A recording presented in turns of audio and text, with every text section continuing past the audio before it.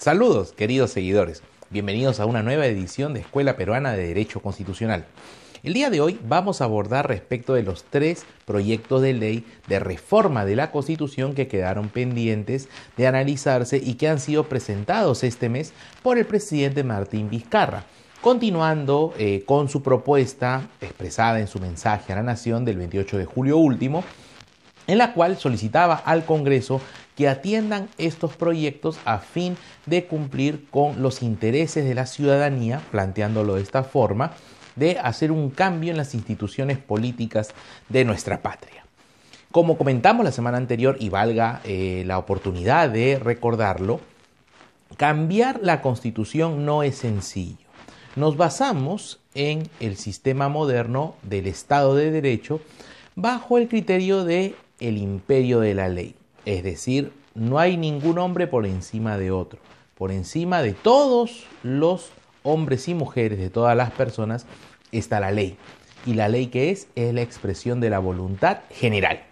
No obstante, existe una ley suprema, una ley fundante, una ley principal de todo sistema jurídico moderno y sobre todo en gran medida difundido en Occidente, que es la Constitución, la cual es obra del poder constituyente, el poder que define cómo se funda el Estado, qué instituciones lo componen esencialmente y de alguna manera u otra limita las principales actividades a tales y cuales órganos. Tenemos a los constituyentes de Filadelfia en el siglo XVIII, quienes dieron a luz a la Constitución de los Estados Unidos de Norteamérica, que hasta el día de hoy se mantiene mediante, enmiendas oportunas, pero en esencia el mismo texto de 1787 que establecía la elección de presidentes, congresos, conformación del Poder Judicial, básicamente ha perdurado ya próximo a cumplir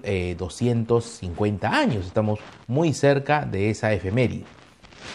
Pues bien, en el caso de nuestro texto fundamental, de nuestra Carta Magna, como también se le conoce, la posibilidad de cambiarlo o modificarlo está prevista, pero tiene un proceso especial, el cual se señala en el artículo 206 de la Constitución.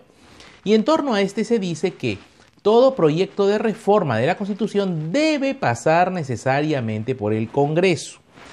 Y en este sentido luego salen las alternativas. Si es que una vez que el Congreso lo aprueba, puede ser sometido a referéndum, o esperar que el Congreso lo apruebe en una legislatura y en una siguiente, un próximo periodo de trabajo, que es al año a continuación, lo vuelve a aprobar y como tal la reforma se ha planteado.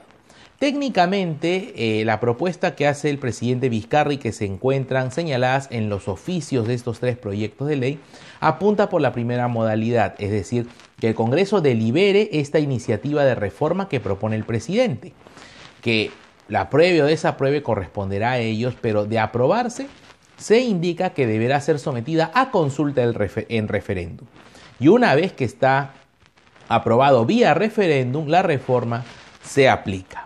Bueno, ¿en qué consisten estas iniciativas de reformas que han presentado el 9 de agosto último el presidente Martín Vizcarra? La primera de ellas, el proyecto de ley 3185, corresponde a un proyecto bastante amplio y ambicioso, podríamos decirlo, la restitución, que por mucho tiempo se viene discutiendo, del Congreso bicameral. Recuerden ustedes que por tradición, y más que tradición, incluso por historia de nuestro sistema constitucional, el Congreso de la República ha sido bicameral. Y fue a partir de la Constituyente del año 92 y la Constitución del 93, que conmemora este año su 25 aniversario, fijó un sistema unicameral, donde un solo grupo de congresistas, ya no senadores ni diputados como fue por casi 2 siglos, eran los que les correspondía debatir y legislar. Bueno, el proyecto es bastante amplio porque reforma más de 2 docenas de artículos. Y esto de la mano porque se cambian denominaciones, ¿no? Ya no referirse, por ejemplo, a congresistas para elegir al defensor del pueblo, no referirse a congresistas para elegir a los miembros del Tribunal Constitucional, ¿no? Entre algunos puntos que podemos destacar, sino le da esa tarea por ejemplo, a la Cámara de Senadores. Y de igual forma la posibilidad de ausentarse del país del lado del presidente de la República. ¿Quién le pide permiso? ¿Quién le autoriza? Lo confiere a los senadores. ¿Y qué harían los diputados? Todo eso se establece en los distintos artículos que pasarían a ser cambiados. Incluso se crean artículos, aparece en el artículo 102A, 102B y también se añaden párrafos a artículos que ya existen. El objetivo, se dice, es mejorar la calidad del trabajo legislativo. Y si bien es cierto, hay muchos puntos sobre los cuales vale la pena discutir y exigir también una adecuada labor del Congreso, nos llama la atención en unos puntos sustanciales que vamos a comenzar a señalar, y es relativo a la calidad para ser senador o ser diputado. Gran parte de las críticas de la ciudadanía provienen en que son muchas personas no preparadas las que acceden a este importante cargo de parlamentario. Y el proyecto que se ha sometido a propuesta hacia el Congreso de la República para que se delibere, sostiene que para ser senador se requiere una edad de 35 años, ser peruano de nacimiento como mínimo la edad y acreditar 10 años de experiencia profesional. Un requisito bastante llamativo, pero que de nuestra perspectiva no colma el interés o la necesidad que se viene presentando en los últimos años, donde hemos visto a parlamentarios vinculados con actividades delincuenciales. Y si bien es cierto el estudiar y llegar a un nivel superior en el ámbito educativo nos puede proporcionar cierta confianza en las cualidades académicas de la persona a asumir el cargo de parlamentario, eso no necesariamente nos va a garantizar que sea una persona íntegra con valores y cultura. Por lo tanto, pudo haberse efectuado de alguna manera un digámoslo así, requisito pertinente sobre antecedentes penales en tales y cuales delitos. Por ejemplo, la ley del profesorado a la fecha sostiene, para ser docente de las escuelas públicas, no puede haber sido condenado por delito de terrorismo, de tráfico de drogas, ni de lo que viene a ser violación de la libertad sexual. Expresamente lo señala. Pero en cambio aquí en esta iniciativa que reforma el capítulo de la Constitución relativo a los congresistas, no hace mayor aplicación en ello, en exigir más cualidades. No olvidemos también de que hay casos de personas que han purgado prisión, pero no ha sido por motivos de delitos contra el patrimonio, contra la libertad sexual, contra la vida ni contra sus semejantes. Muchos recordamos las clases de nuestro querido maestro Ñique de la Puente en San Marcos, que él siempre decía que había estado en prisión pero por defender sus ideales. Y creo que hoy en día, siendo un profesor de larga trayectoria, nadie dudaría de su integridad y también, por supuesto, de sus virtudes, a pesar que purgó prisión. Pero como decimos, fue bajo unos cargos que no tenían que ver, por ejemplo, con lesionar al prójimo, como sí ocurre en el tema del terrorismo, del robo agravado, entre otros tipos penales muy parecidos. Entonces, allí se pudo haber hecho un poco más. Pero el proyecto, en el caso de los senadores, indica que solo deben acreditar 10 años de experiencia profesional. Ahora viene el tema. Profesional, o sea, implica obtener un título. El Senado estaría previsto para personas con estudios superiores. No me parece una mala idea, pero también vendría el punto a qué se le llama experiencia profesional. Si es solo contar con un título, podría ser, pero ¿qué tal si esta persona nunca ejerció la carrera? Entonces, ¿qué virtud tendría o qué objeto tendría? Solamente acreditar que estudió. Pudo haber bastado con el requisito del bachiller en algún campo del saber. Por ejemplo, para postular a la diplomacia peruana se exige ser bachiller en cualquier profesión. El título a veces lo limitan o no lo exigen con tanta rigurosidad, pero son decisiones. Y en el ámbito de los diputados no cambia la exigencia que ahora se presenta para cualquier congresista. O sea, 25 años mínimo, peruano de nacimiento y contar con sus derechos políticos. Al respecto, también precisar de que la composición del Parlamento no variaría en cantidad, serían 100 senadores y 30 senadores y 100 diputados.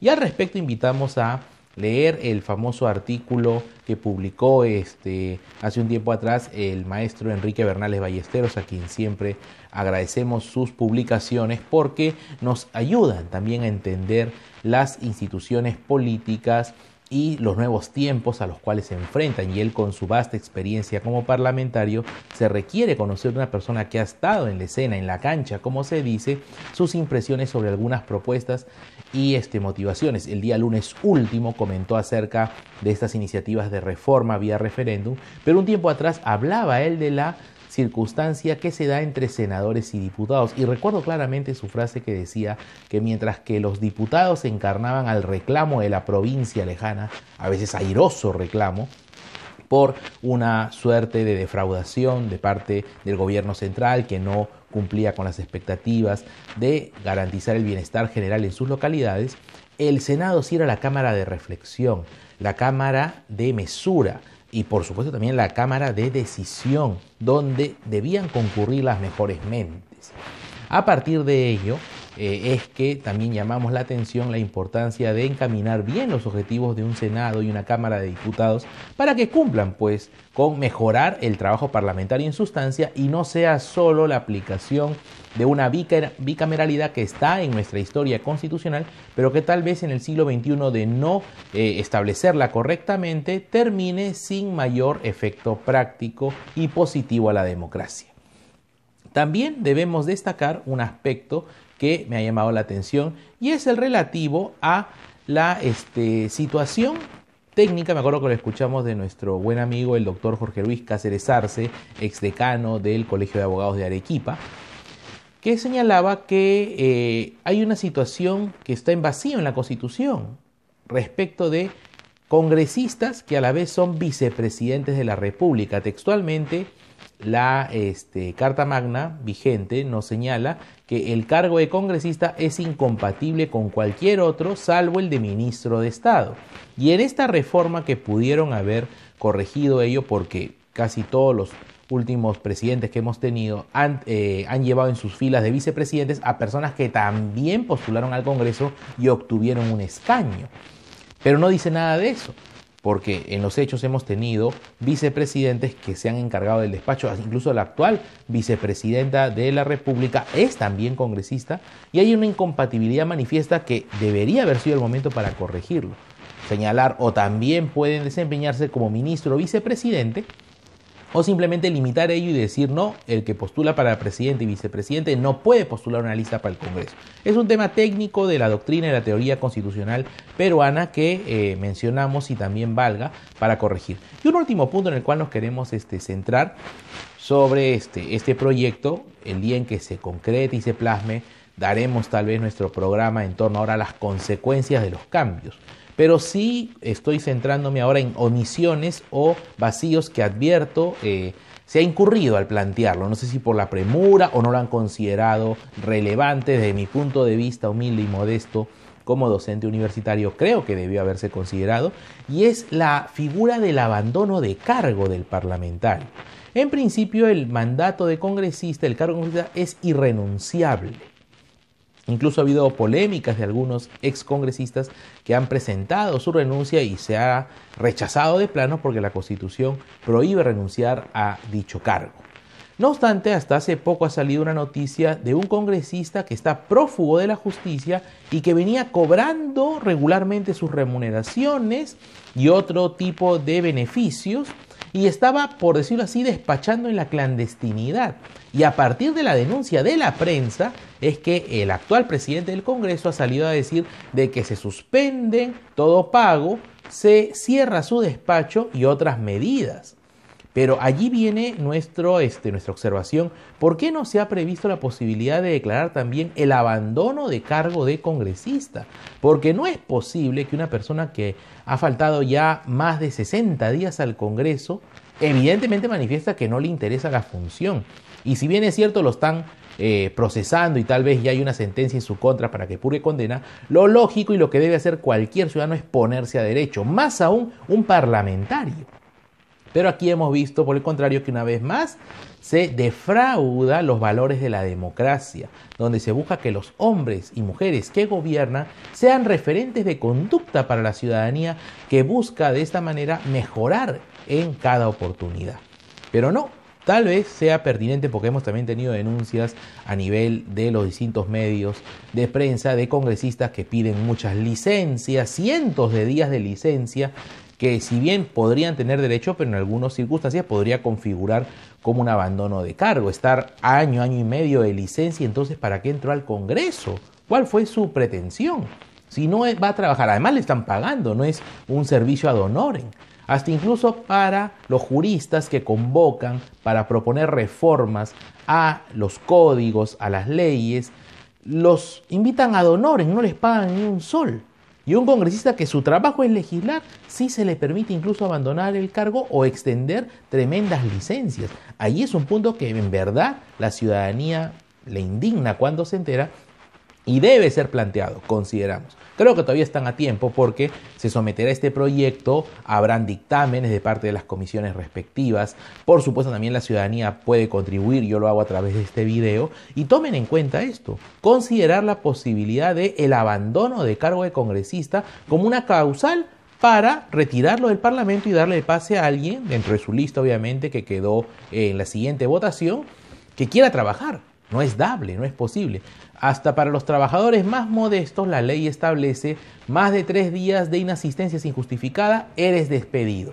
Y un congresista que debería ser la guía de un buen comportamiento íntegro y de servicio a la patria, no se le pide ni siquiera eso, estamos muy mal también como sociedad. Eso es, en líneas generales, algunos puntos que quisiéramos contribuir sobre el proyecto que restituye la bicameralidad a nivel del Congreso.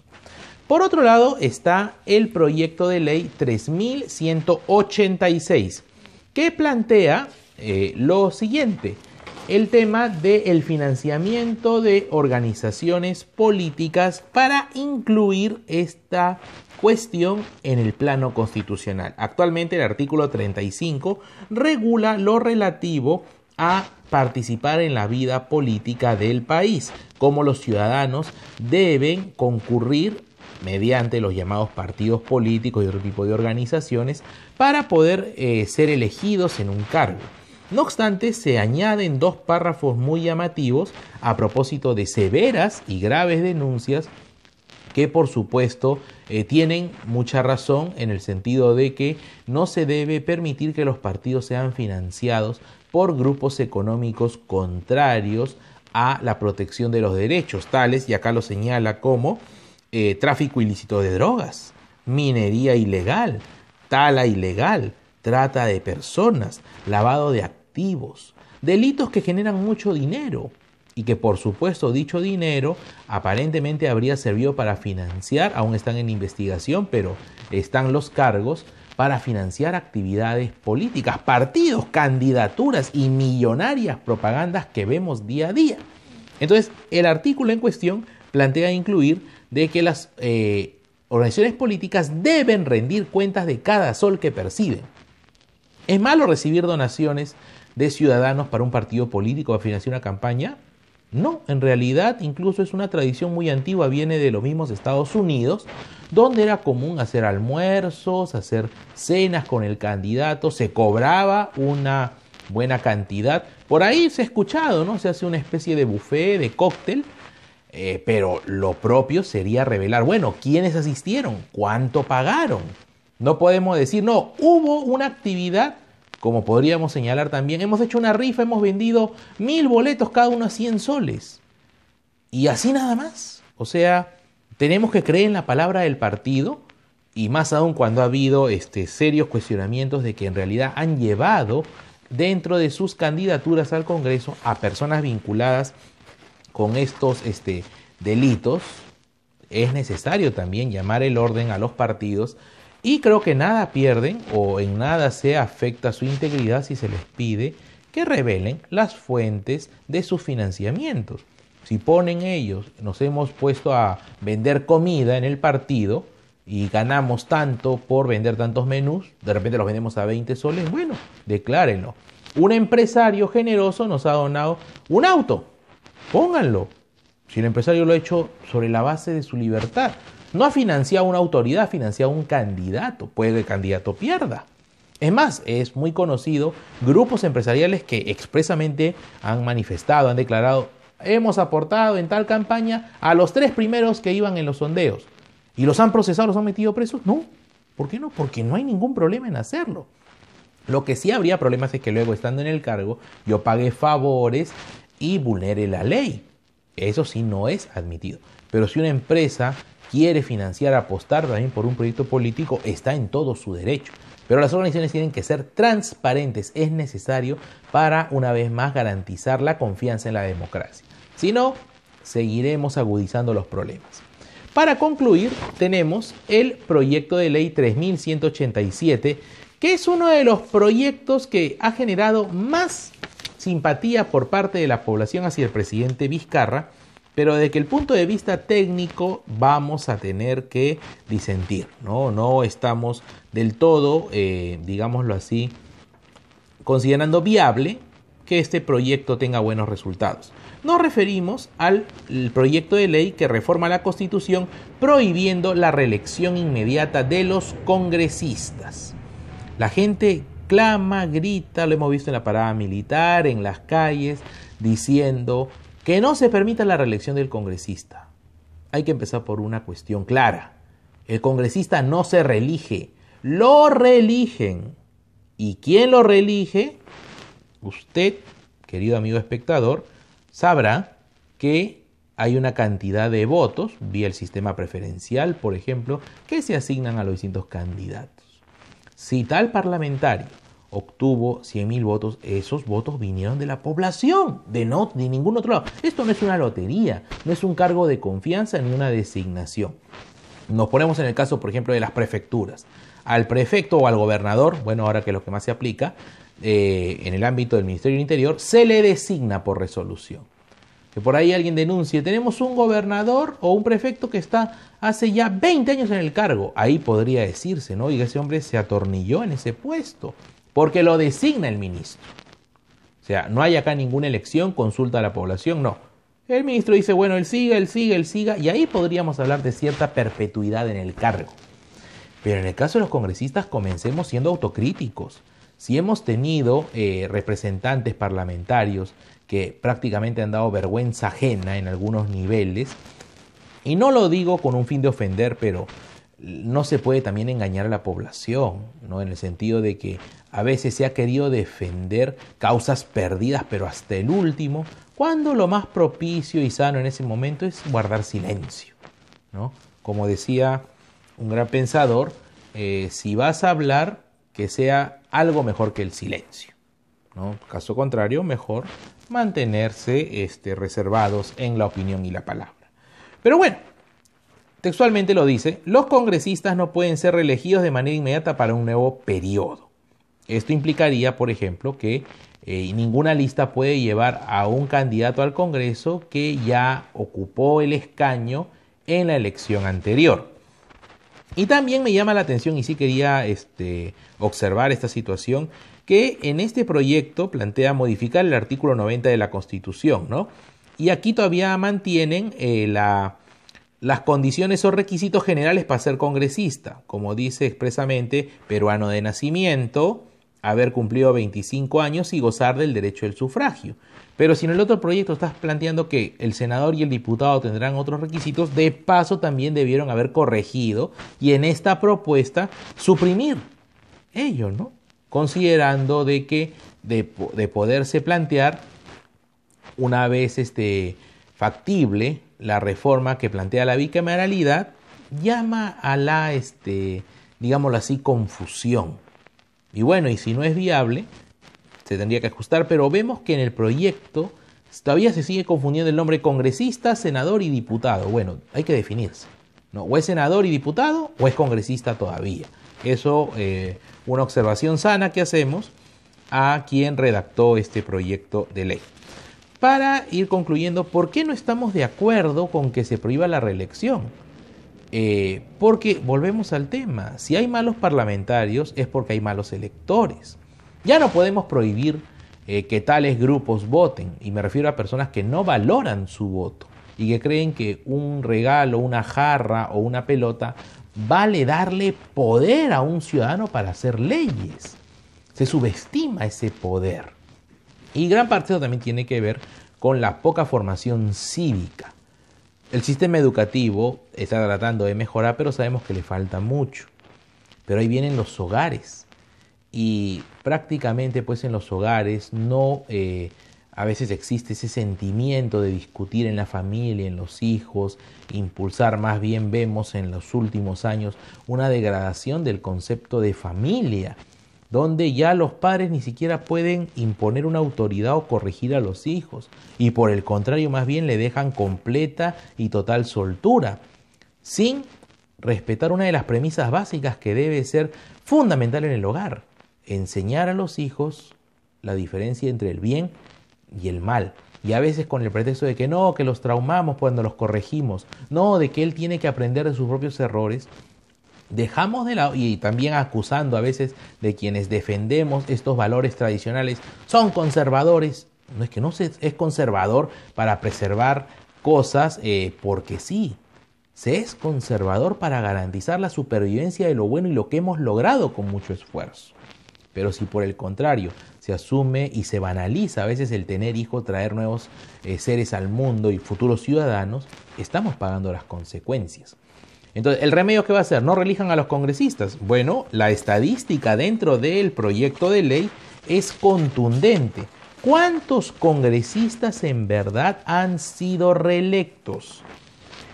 En el Congreso del año 95 al 2000, ¿no? De los 120, 41 eran reelectos del periodo anterior. Del periodo 2001 al 2006, de los 120, 51 eran reelectos del periodo anterior. Del 2006 al 2011, 46 fueron reelectos. 2011 a 2016, 36. Y del 2018 al 2021, de 130 parlamentarios, 36 fueron reelectos. Poco a poco han ido bajando los niveles de reelección. Pero aún así se hace ver como que la reelección parlamentaria es un problema. Consideramos que no. El problema es cuando se elige mal. Y sí, obviamente, hay que llamar la atención en el sentido, por ejemplo, de ser mucho más rigurosos en difundir la realidad del trabajo de los parlamentarios. Y ahí también requerimos una prensa objetiva, no que responda de repente, como se ha también sabido denunciar, la corrupción se ha dado en muchos niveles, a quienes les invitan un almuerzo, les garantizan, no sé, un sponsor, algo por allí. No, la prensa tiene que ser muy objetiva. Y sí, también, por supuesto, exhibir a aquellos parlamentarios que hacen un pésimo trabajo, como hemos conocido hace poco esta persona que abandonó su cargo y seguía cobrando muy mala imagen.